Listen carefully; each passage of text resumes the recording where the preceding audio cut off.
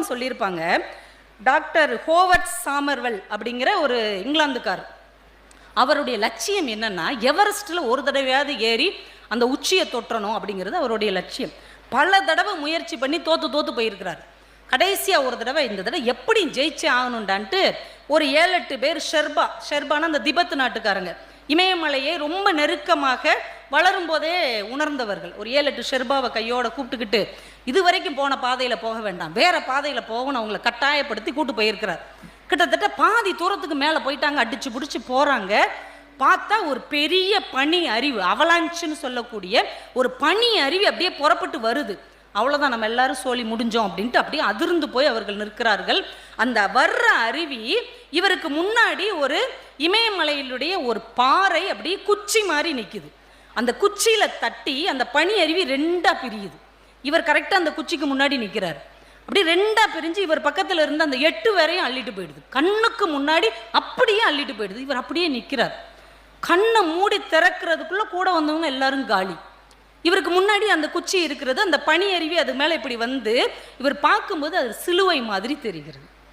அவர் ஒரு கிறிஸ்தவர், ஒரு சிலுவை அவருக்கு முன்னால் இருக்கிற மாதிரி தோற்றம் அளிக்கிறது. அவருக்கு அப்படியே படபடன்னு வருது. கூட வந்தவங்க எல்லாரும் இறந்து போன பிறகு என்னை மட்டும் ஏன் ஆண்டவரை உயிரோடு வைத்திருக்கிறீர்கள், நான் மட்டும் ஏன் சாகாமல் இருக்கணும், நானும் செத்துறேன்னு சாகலான்னு நினைக்கிறார்.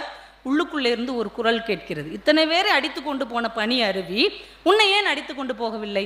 அப்ப நீ தப்பிச்சதற்கு, நீ பிழைத்ததற்கு, நீ சாகாமல் இருப்பதற்கு ஏதோ ஒரு காரணம் இருக்கிறது.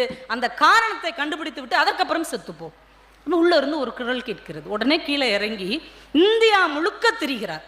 ஏன் நான் உயிரோட இருக்கிறேன், நான் ஏன் சாகவில்லைன்னு தேடிட்டே இருக்கிறார். அவர் ஒரு டாக்டர்.